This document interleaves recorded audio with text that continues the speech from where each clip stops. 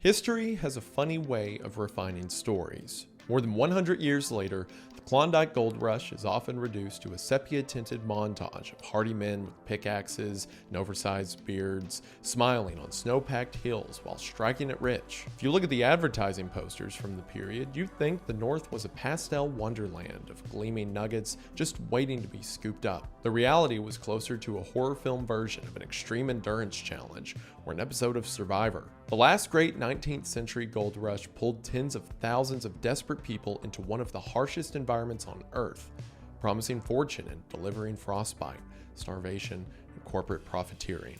It's a story powered by mass media and a profound misunderstanding of geography and basic survival, and it unfolded at a pivotal moment when the American West was supposedly closed, when the Panic of 1893 had left millions destitute, when newspapers were discovering that bold headlines sold as much as actual news. This is a chronicle of hope and hardship, of indigenous displacement and industrial capitalism, of men and women who gambled with their lives for a dream that rarely came true. Grab your wool socks and pickaxes because we're going mining. Because hello everyone, today we're going to be talking about the horrors of the Klondike Gold Rush. When most of us think of gold mining at the turn of the century, we probably think about prospectors with their water pans and pickaxes striking it rich. And sure, while that happened a few times, what happened to most of the people who participated in the gold rush was far more grim. And it wasn't simply their hopes getting the best of them. It was manufactured hope by people who had something to sell. So today we're going to talk about the nightmares that misguided hope can lead to, and the not so fond reality of what a lot of the American West looked like during this time. It's a fascinating story with some details so dark it's hard to believe, especially considering how we look back on it now. So if all that sounds interesting to you, then stick around after the ad as we talk about the horrors of the gold frenzy. Also want to let you know real quick that this Friday at noon, I will be posting an interview I did with the developers of Mouthwashing and Carcass Clad. I had the privilege to sit down with Wrong Organ and talk about what is one of the most disturbing games I've played in recent memory. We talked about the development of the story and the idea of mouthwashing, some of the aspects of the game's design, thoughts about my video on the game, and general fan reactions after it came out. Then we got to talk about their next upcoming title, Carcass Clad, which I am very excited for, and they let me in on some very juicy tidbits of information. So if all that sounds interesting to you, again, it will be posted on this channel Friday at noon, and hopefully you all enjoy. July is the peak of summer, which means long days, full calendars, and a lot of time away from home. And just because your schedule might be up in the air, that doesn't mean your health should be as well. It doesn't have to be, thanks to today's sponsor, AG1 Next Gen. AG1 Next Gen is your one-stop shop for your daily dose of multivitamins, multiminerals, pre and probiotics, and helps you feel good at the time of year where you really want to feel good. And with Next Gen, AG1 stepped up their game even more. In their multiple gold standard clinical trials, Next Gen is shown to help enrich the gut biome and can help improve key nutrient levels in as little as 3 months. And the time of year when you're traveling, that makes all the difference. Feeling good doesn't just mean high energy. Putting the right nutrients in your body can be the difference in a better mood, in better digestion and gut health. And AG1 Next Gen, when combined with a proper diet, meets 94% of nutritional requirements. Someone who just got back from a trip, I know what it's like to come home and immediately hit the couch. A lot of us, myself included, just don't put the things into our bodies that our bodies need, especially while you're on vacation. Plus, as always, AG1 is one simple step, because all you need is 8 to 12 ounces of water, 1 spoonful, or a pack of AG1, and you're good to go. So for you, AG1 Next Gen might make the difference, and if it might, then now's the perfect time to get on board. That's because if you get in on AG1 now at my link in the description at drinkag1.com/Wendigang, along with your order, you'll get a free travel kit. That's right, with your first subscription, you'll get a shaker bottle, metal canister to store your AG1, 7 days worth of AG1 in their convenient travel packs, and an AG1 travel bag. This welcome kit is only available while supplies last for a limited time, so if you're interested, again, head to the link in the description at drinkag1.com/Wendigang to get in on their offer today. Thank you to AG1 for sponsoring the channel. Their link will be in the description, and we are now back to the video. We are going to go ahead and get into it, but as always, thank you for watching. Humans didn't just wake up one morning, look at a soft, glittering metal, and decide it was money. Gold's physical properties made it alluring. It is rare enough to be prized, but common enough to circulate. And it doesn't rust or decay. It can be worked into coins or jewelry, and it's visually hypnotic. Across civilizations, gold became both ornament and currency. serving as royal regalia, temple tribute, and portable wealth. Even after modern economies abandoned formal gold standards, we continue to see gold as a store of value because millennia of ritual and financial practice taught us to trust it. By the late 19th century, gold fever had a long pedigree in North America, from California in 1849 to the Black Hills in the 1870s, and each rush created legends of instant wealth. Those legends were potent fuel in the 1890s, when the United States was staggering through the worst economic depression it had ever experienced.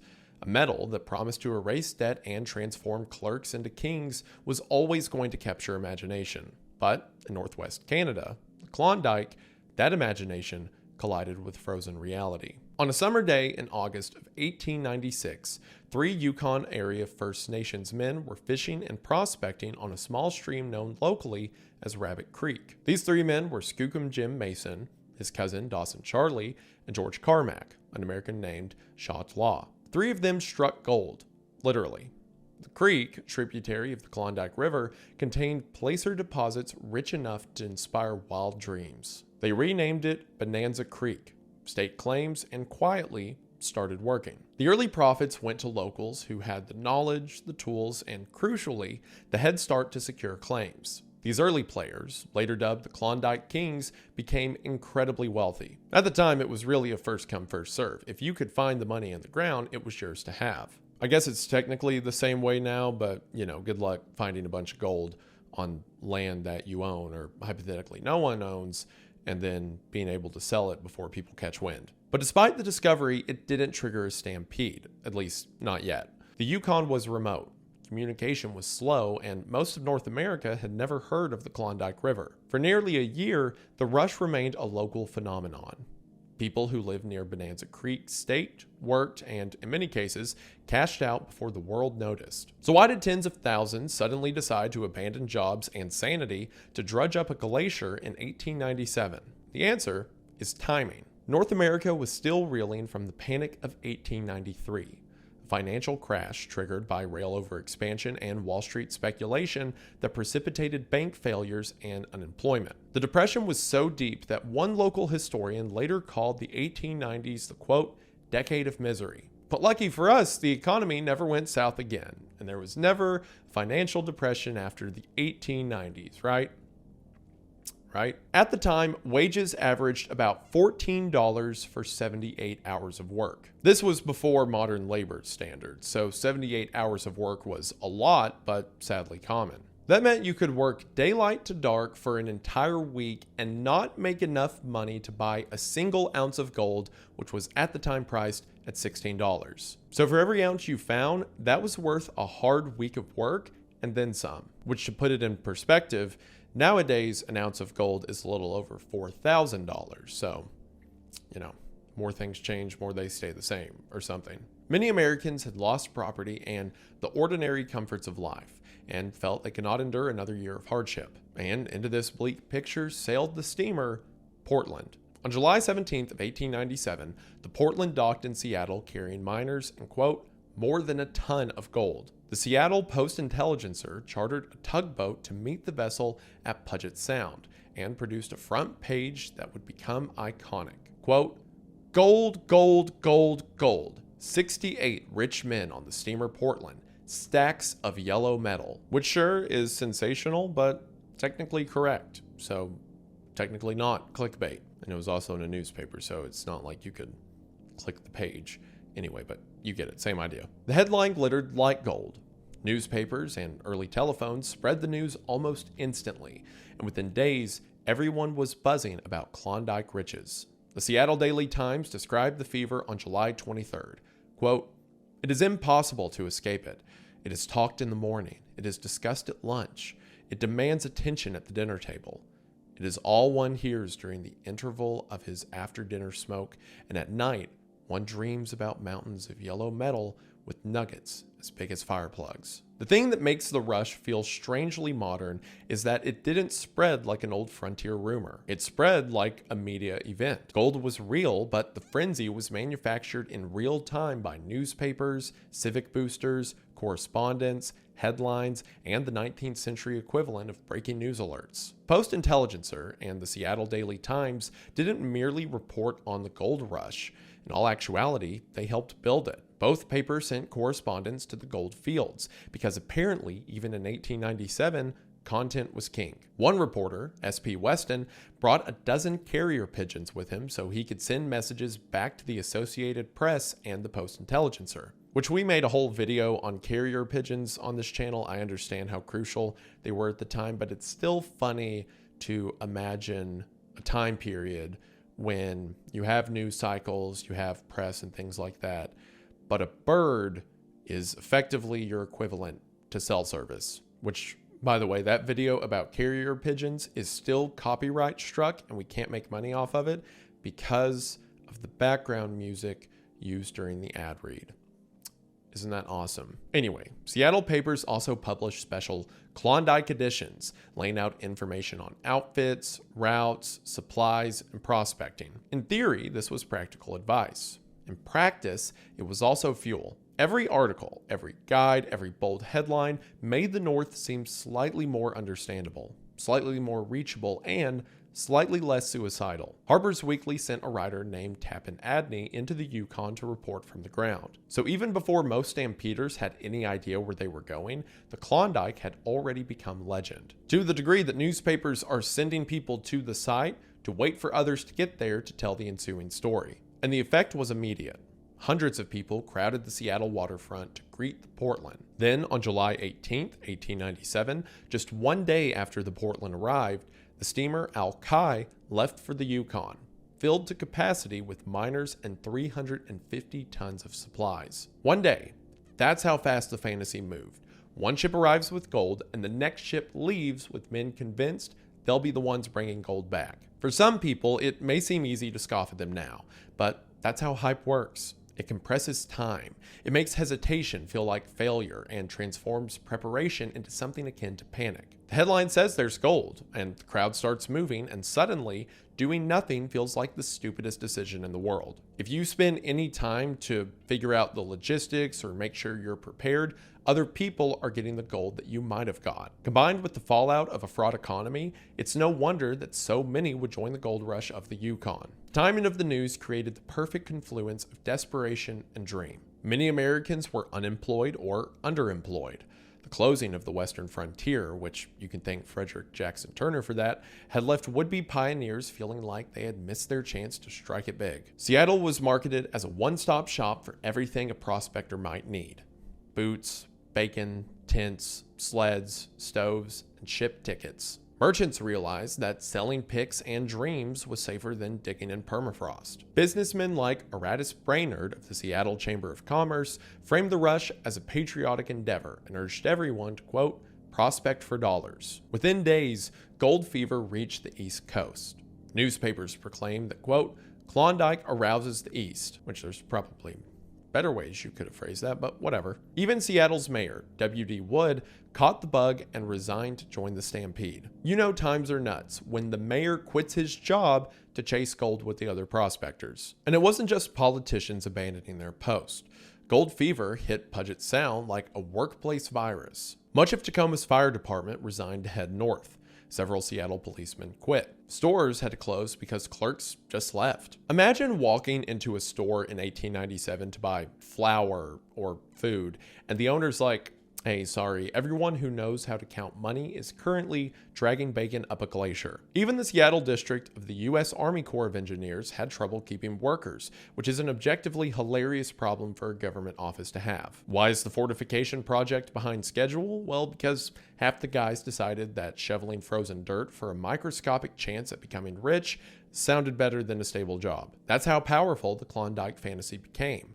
It pulled in people who already had jobs, uniforms, responsibilities, and public duties. All of these men looked at their ordinary lives and looked at the word gold screaming from the newspaper and decided society could probably hold itself together without them for a few months, which historically speaking, is not how society holds itself together. About 100,000 people set off for the Yukon within 6 months. Only about 30,000 actually reached the goldfields. The rest turned back, gave up, or died on the way. That last bit isn't terribly surprising, unfortunately. You have to remember, this wasn't some army of experienced mountain men. Yes, there were seasoned miners and prospectors in the stampede, but they were joined by factory workers, salesmen, and bureaucrats. City dwellers who had no real wilderness experience. These were people who knew how to file paperwork, work counters, patrol city streets, sell dry goods, and maybe fix a busted stove. And now they were suddenly expected to survive sub-zero temperatures, build boats, transport a literal ton of supplies, and navigate mountain passes. The odds were stacked against many of them, and that's just the journey to get there. Classic image of the Klondike is a long line of men in black coats climbing an impossibly steep snow staircase, looking like ants on a sugar cube. That's the Chilkoot Pass, and it would become a symbol of the rush. But before we get to the Golden Steps themselves, let's talk routes. There were essentially 3 ways north, and each had its own flavor of misery. One could take a steamship from Seattle to St. Michael, Alaska, and then transfer to a riverboat up the Yukon River, sometimes called the rich man's route because it required money. Tickets cost around $150 at the beginning of the rush,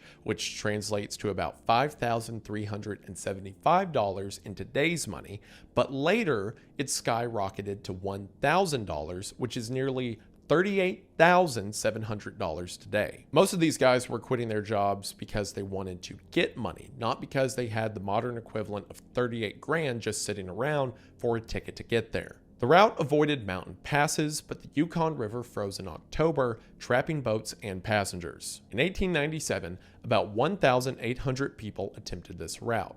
Most were stranded when the river iced over. Imagine paying a fortune, boarding a ship, and then spending winters stuck on a river with strangers. If you've ever been stuck on a cruise with your extended family, multiply that by 1,000, subtract the all-you-can-eat buffets and hacky entertainment, and you kind of get the idea. And if part of you thinks, well, who cares? These are just the rich guys who were trying to get richer by taking potential money from everyone else. You gotta realize a lot of people didn't want to, die in the Canadian wilderness, so they would sell their homes, their possessions, any wealth they had, just to get a ticket to this place in the first place. And that ticket has them ending up frozen on the Yukon River. Most stampeders opted for the overland routes from southeastern Alaska, the Chilkoot Trail out of Dyea, and the White Pass Trail out of Skagway. These were cheaper and more direct, but demanded a kind of physical endurance that most city dwellers lacked. Prospectors had to sail up the inside passage, disembark, haul a year's worth of supplies over mountain passes, then build a boat from green timber and navigate more than 500 miles down the Yukon River to the gold fields. That year's worth of supply wasn't an option.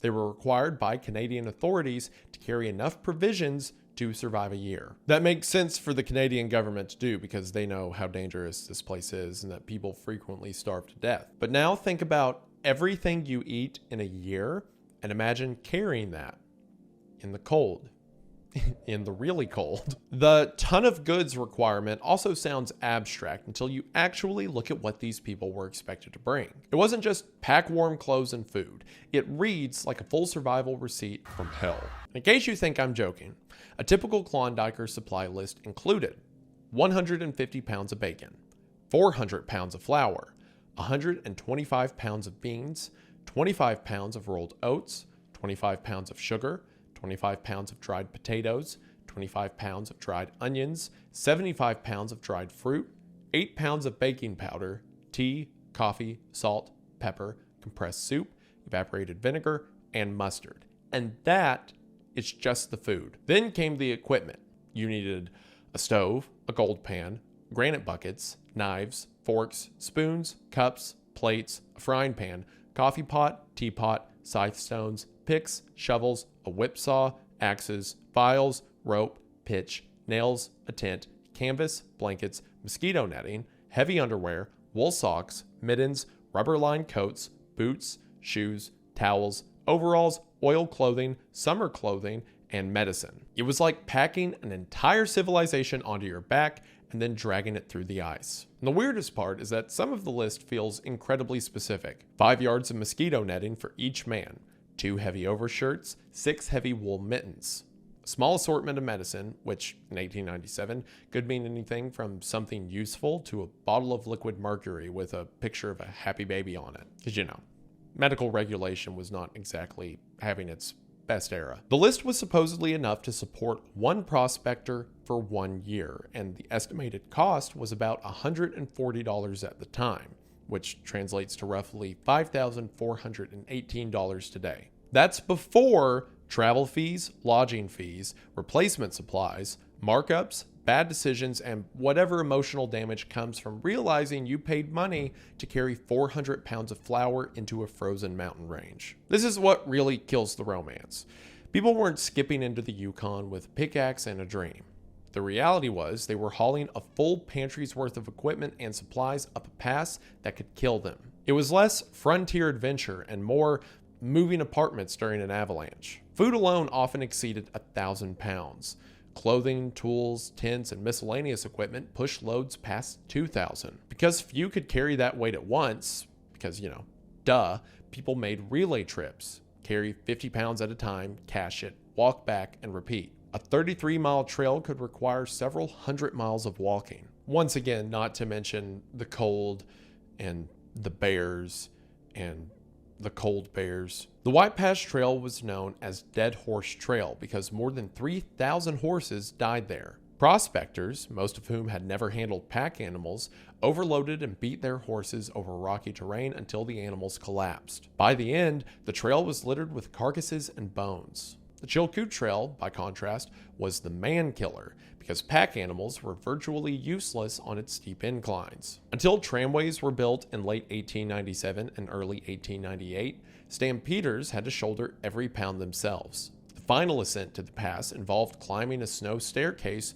carved into ice, nicknamed the Golden Steps, one of the most famous images of the rush. A horse-powered tramway installed in December of '97 allowed some goods to be pulled up by rope, but most had to climb those 1,500 steps over and over. The reporter from Harper's Weekly that I mentioned earlier, Taaffe Adney, wrote of this part of the trail, quote, "It's impossible to find any two men to agree upon any detail about the Chilkoot Pass. After 4 miles or so to the foot of the hill, it's only described in words not fit to be heard." Another traveler, Everett Barton, recalled making 65 to 70 pound packs and hugging the precipice wall as the narrow trail crooked upward. Ed Lung lamented that his party would have to make several back-breaking relay trips across a steep, slippery trail just to establish a first cache. Adney's summary was simple: the inexperience killed.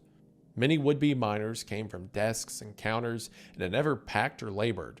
They were, quote, blinded by visions of treasure, and ignorant of what the trip would entail. One of the most astonishing aspects of the rush was how little these people actually knew about where they were going. An enormous percentage of stampeders had never traveled beyond their hometowns, let alone to Alaska or Canada. When news of the strike broke, many Americans thought the Klondike was part of Alaska. A group of enterprising New Yorkers even made plans to walk to the goldfields from the East Coast, blithely unaware that the journey would require crossing thousands of miles of mountains, plains, and frozen rivers. Which, yeah, those guys are exactly as stupid as they sound.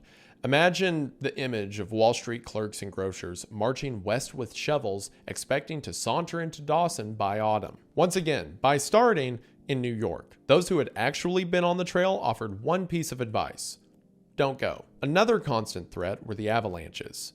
On April 3rd, 1898, an avalanche on the Chilkoot Pass killed more than 60 people. Then there were the temperatures, which would plunge to minus 20 degrees Fahrenheit, with extremes as low as minus 50 degrees Fahrenheit. Tents were often the warmest shelter available. Many stampeders froze to death or suffered frostbite. Others starved or, in desperation, ate the meat of dead horses from the White Pass Trail, which sometimes killed them. On the list of ways to die, that one's got to be near the worst, right? Dying from violent food poisoning as a result of eating horse meat from a dead horse on a frozen trail to try to prevent yourself from starving or succumbing to the low temperatures. And if the environment didn't get you, then other humans might. Though an honor code often kept supplies safe, of course, theft occurred on both trails. Even the boats weren't safe. Adney recorded that one man awoke to find his boat stolen, already afloat, down the Yukon. Which, oh yeah, that's another detail. The quickest form of travel once you got over the pass to the Yukon River was by the river itself. So, hope you're either carrying a boat this entire way or you know how to build one when you get there. To combat theft, Sheep Camp, a makeshift courthouse in a 10 by 12 tent, enforced common sense rules. In one case, a thief convicted of stealing supplies was tied to a post, whipped, and forced to march back to Dyea wearing a sign that said, "Thief." Like medieval morality, law enforcement on the Klondike was improvised and harsh. The first town many stampeders encountered after disembarking from the steamers was the aforementioned town of Skagway, Alaska. Originally a small Tlingit encampment, it exploded into a boomtown of tents, saloons, and brothels almost overnight. Skagway was known for attracting the opportunist, and prostitutes made more money than nurses. Among the opportunists was Jefferson Soapy Smith, a conman from Denver who essentially ran the town. Smith led a gang of about 300 men, or his lambs, which is a weird thing to call gang members, whose job was to fleece arriving prospectors through rigged card games and outright theft. He even set up the first telegraph scam in Alaska, which is, objectively, a funny thing to be credited with. Erecting a complex system of poles and wires that went nowhere, Smith charged eager miners to send messages home. When the Northwest Mounted Police Superintendent visited Skagway, he called it, quote, "little better than a hell on earth," about the roughest place in the world. Smith's reign ended on July 8, 1898, when he was killed in a shootout. After his death, Skagway gradually transitioned from chaos to commerce. Today, it's a preserved historic town catering to cruise passengers, proof that even hell on earth can one day become a tourist stop. So, always aspire for better. And because history has a sense of humor, Soapy Smith himself eventually became part of Skagway's tourist economy. The National Park Service restored Soapy Smith's parlor. Hello, this is RV Vagabond Jerry, and I'm going to take a guided tour of Soapy Smith's museum. And this building was originally a bank, and then it was turned into a bar and a gambling hall. And that was at a time when liquor was illegal here in Alaska. Here's some more info about it. The greatest attraction in the world, boy, that's quite a claim. This is looking down into it, looking down into it, looking down into it. Oh, it's neat. Meaning visitors can now walk through a preserved piece of the same conman world that once helped fleece stampeders on their way to the Yukon. Which, it's almost beautiful how full circle that is, right? Like the conman charges people to send fake letters home and then, play card games and stuff like that. And then he dies. And then after he's dead, the town is like, well, we can charge for where he did it, right? A town once terrorized by a scam artist now preserves the room associated with him because people will pay to look at it. The gold rush ends, the miners leave, the saloons close, the population collapses, and somehow the con still survives. It just turns into heritage tourism. Soapy Smith failed upward into historic preservation. And while this may sound like I'm being, super critical of the town doing that, don't get me wrong. I would 100% pay to go see the Soapy Smith, crime room. Of course. If Skagway was the gate, Dawson City was the heart of the Klondike. Built near the junction of the Yukon and Klondike rivers, it grew from a frontier settlement into a boom town of around 25,000 people. Once the river froze, there was no leaving Dawson until spring, so everyone had to build a shelter and endure months of cold, darkness, disease, and monotony. Wealthy miners lived extravagantly, while most people focused on survival. And the town itself was a tinderbox. Houses were wooden, heated with stoves, and lit by candles and oil lamps. Water for emergencies was scarce, especially in the winter. So it shouldn't have come as that much of a surprise when dance hall girl Belle Mitchell accidentally started the first major fire on November 25th of 1897. She then accidentally started a second major fire the following year, destroying saloons, the post office, and the Bank of British North America. These fires cost about $500,000, roughly $19.4 million today. You think after she started the second fire, they were like, just go. Just kidding. I don't care how cold it is. You can't stay here. Oh, you're cold? Well, guess what? Now we're all cold, so you're welcome. Sanitation in Dawson was also non-existent. There was no running water or sewage. Only 2 springs provided drinking water, supplementing the increasingly polluted river. In spring, the unpaved streets turned to thick mud, and in summer, the settlement reeked of human waste and was plagued by flies and mosquitoes. Diseases like dysentery, malaria, and typhoid were rampant. Scurvy was also common due to a lack of fresh food. At one point, goods were so scarce that eggs cost $3 each, or about $116 in today's currency, and apples cost $1, or about $38 and some change. Yet despite these hardships, the town was awash in gold dust. Wealthy miners and entrepreneurs spent freely on gambling and alcohol. Dance halls had become a status symbol, and opera houses imported singers and acts. Tales abounded of prospectors like Jimmy McMahon spending $28,000, or over $1.08 million today, in a single evening. Swiftwater Bill, another gambler, wore silk and diamonds and once bought all the eggs in Dawson to spite a woman he loved. He did that by buying all the eggs and then boiling them and feeding them to dogs. It's like, I get losing your mind a bit over a woman. We've all been there. Maybe, other people were eating those eggs too, The gold dust that was spilled on saloon floors was so abundant that people supposedly made a profit just by sweeping it up. Paradise Alley, a street of prostitutes, thrived. Yet, unlike Skagway, Dawson was relatively lawful thanks to the Canadian Mounties. Law existed, but it was tempered by the extremes of supply and demand, as if some dystopian carnival had been planted on ice. And if you're hearing all this and thinking, well, why do you have to bring so many supplies if there's towns along the way where you could hypothetically buy things? Wouldn't you just want to bring money? But 2 things for that. You're not going to get gold by prospecting near where towns are. All of that gold is long gone. So if you want to make money, you've got to go way out to a point that there's not a lot of civilization around. So once again, you've got to bring your own stuff. And even if you think you can go to these local towns for resupplies, the towns are stretched thin as is, barely managing to provide for the population that's just started to show up and pitch tents around the city. So even if you do bring money planning to resupply once you get there, there probably won't be a lot of resupply once you get there, especially when eggs are going for $3 a piece. The popular image of the Klondike is overwhelmingly male, but women were present in every facet of the rush. For many, economic necessity drove the journey, and for others, the lure of adventure and professional opportunity outweighed the risks. A woman with capital and business acumen could prosper by selling food, lodging, or laundry to miners. Belinda Mulrooney, an Irish entrepreneur, became famous for building a hotel and selling supplies. She arrived in Dawson with a stash of silk underwear, which she sold at a premium,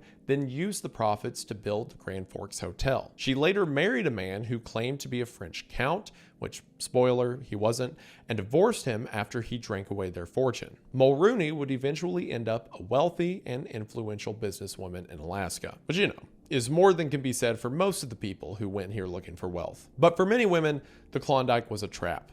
Isolation, exploitation, and the narrow range of socially acceptable jobs pushed some into the sex industry. Dance halls and brothels offered high earnings, but came with violence and disease. Women like Kate Rockwell, known as Klondike Kate, became famous as performers, dancing on tabletops in elaborate costumes and making small fortunes. Yet behind the glamour lay harsh conditions.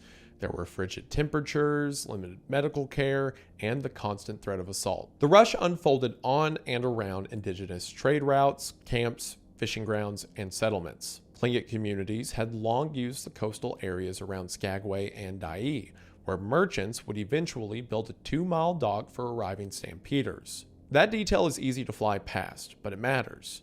The infrastructure of the gold rush was not built on blank space. It was built over places that already had meaning, use, history, and most importantly, people. In the Dawson region, the Trandek Wichan tribe lived there before the sudden flood of miners. But once Dawson City exploded into a boomtown, their village was considered, quote, too close to the new settlement.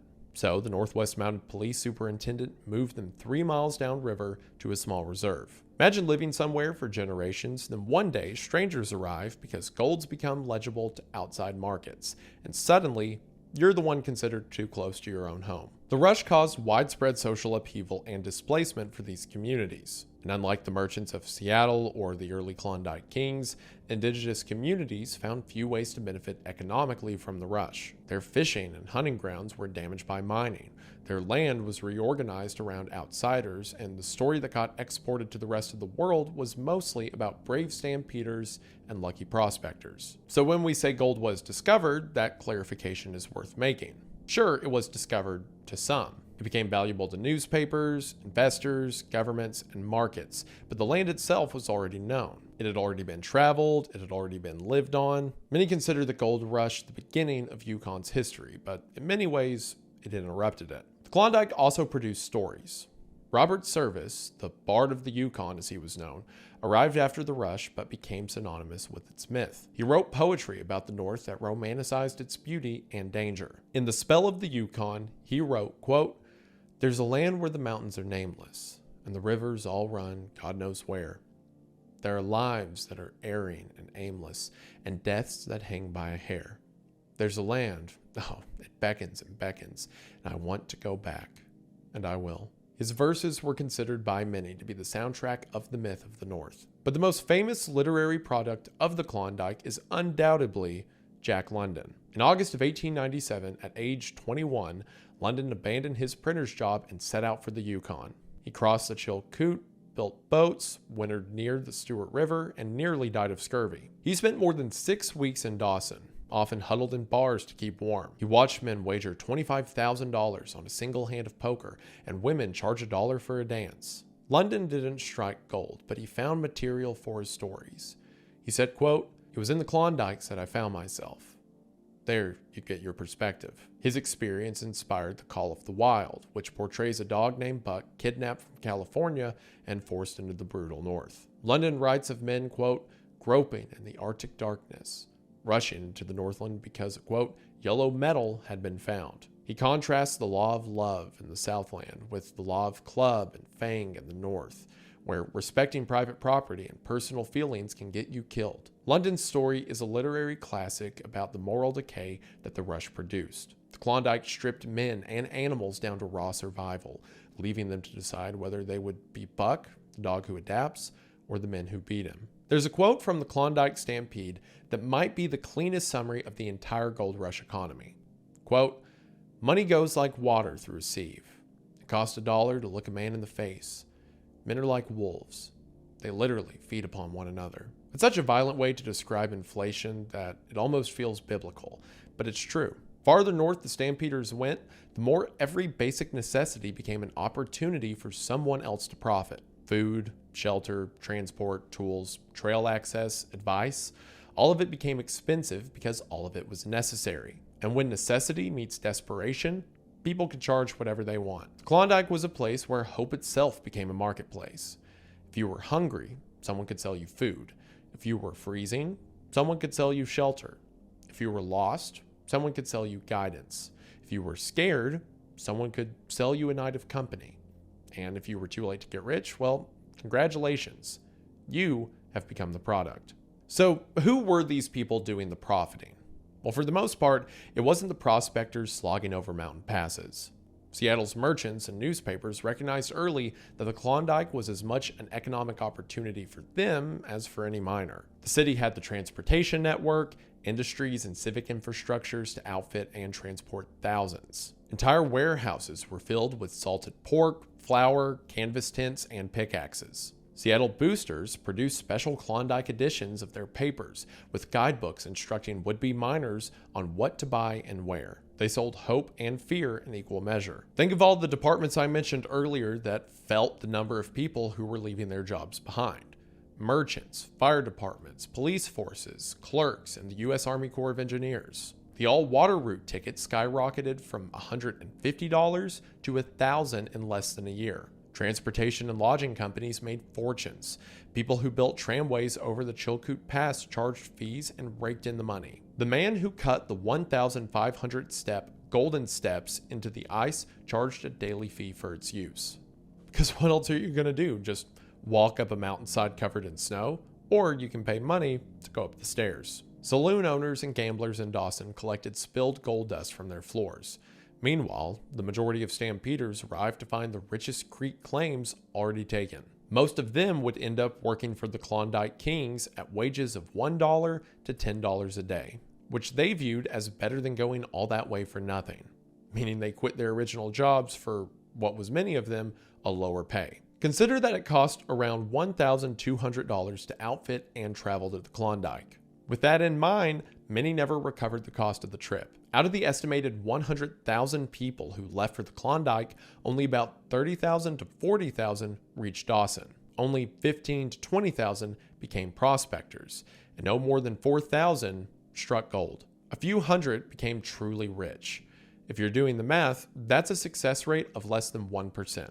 You had better odds of surviving a plunge down the Golden Steps. By 1898, the frenzy was already fading. A railway connecting Whitehorse and Skagway finally opened, but just as transportation improved, the gold rush slowed to a trickle. Why, you may ask? Because the richest claims were taken and the promised bonanza was largely gone. Prospectors who arrived in 1898 found themselves working for wages or leaving disappointed. That same year, gold was discovered on the beaches of Nome, Alaska, and the word traveled quickly. Thousands of Klondikers packed their bags and set out yet again, chasing a new rumor.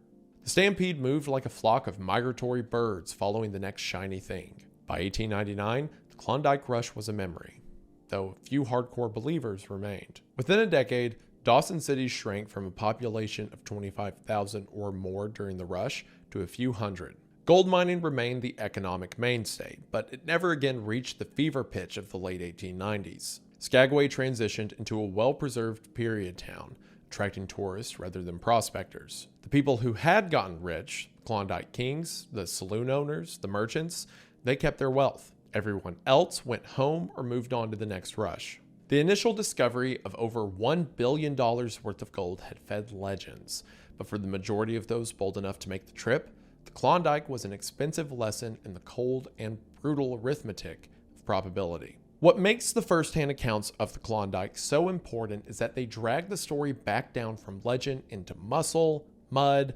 hunger, and regret. Without those accounts, it's easy to let the gold rush become a postcard full of brave men, snowy mountains, glittering treasure, maybe a saloon piano playing somewhere in the background as a woman in a fancy dress dances on top of a table. But the people who were there remembered something far less romantic. They remembered the trail. They remembered lifting supplies over and over again. The uncertainty of ice and water. They remembered arriving late and realizing the best claims were gone, and the quiet humiliation of having gambled everything just to become someone else's wage laborer. That's the part of the Klondike that survives best in journals and letters, not the fantasy of instant wealth, but the slow bargaining between ambition and survival. Every stampeder story becomes a variation of the same question. How much of yourself are you willing to spend chasing the possibility of becoming someone else?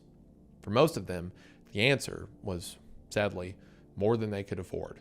The Klondike Gold Rush remains alluring to this day because it sits at a hinge point in North American history. It looked backward at the age of lone prospectors and frontier campfires, yet it depended on modern systems of news circulation, advertising, transport, and bureaucratic control. It promised wealth through individual initiative, yet most profits flowed to those who arrived early, owned infrastructure, or sold necessities. It displaced indigenous communities and carved out a tourist economy on their homelands. Most of what occurred at the Klondike Gold Rush you can find mirrored here in the digital age. The times may have changed. The gold may have gone from something you can hold in your hand to something moving on frequencies traveling through the air, but the thirst to get rich quickly and strike gold still remains. In the decades following the Klondike, there would be other booms like mass production, oil, and of course, tech. And each was heralded as the new frontier, and each, in its way, repeated the pattern.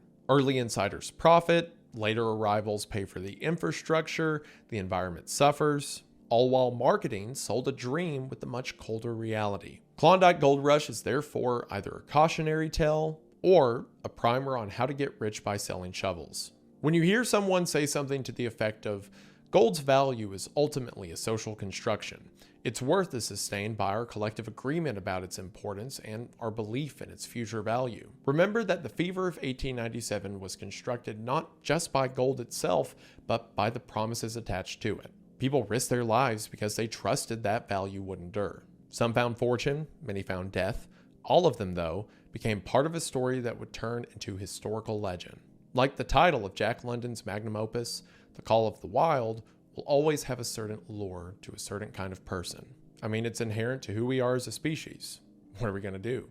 Quit climbing mountains? It's not like the Klondike Gold Rush was the first or last time that early arrivers to a product or a location or a resource have touted it as the next big thing, only to set up shovel shops on the way that everyone else is walking in. But it is certainly one of the most transparent of those examples, right? There's a place to the far north full of gold, so as the news of it gets around, so does the newspaper sending people on the ground to be the first to write the stories, and so does the people jacking up prices on routes to the region. It was a miserable tale for many of those who were there, or at least the ones who arrived with everyone else. But to us today, I think that it's an interesting and valuable story of understanding what people are really selling. So hopefully you found it interesting as well, and I really appreciate that, and we all just want to say, thank you for watching. Every now and then I'll look back at historical events or kind of the way they're spoken about and see like the pictures of like the brave guys standing with their shovels or their riches.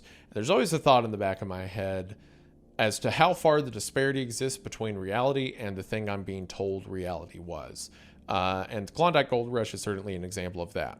I mean, every time I think about it, I think about people getting rich in the American frontier, back when the West was still wild, only to realize, you know, they got rich the old-fashioned way by either being the first to do it or by convincing other people that they should also do it. So it's certainly a tragedy, but an interesting one. And again, I hope you enjoyed. This video also went up late because, again, it's the summer and I've been traveling for all kinds of stuff, so my apologies on that. Hypothetically, at some point, we'll get back to Mondays at noon when I quit being stupid, but time will tell. But new video soon on Wendigoon should be. I want to get back to posting on Wendiglitch. I apologize for the delays over there. Please don't hate me any more than Nate, the editor over there, already does. Everyone who made this video possible will be credited in the description, so be sure to show them some love. And all in all, I believe that should do it for now. But before I go, we just want to say thank you for watching. We hope that you enjoyed, and we'll see you in the next one. Bye!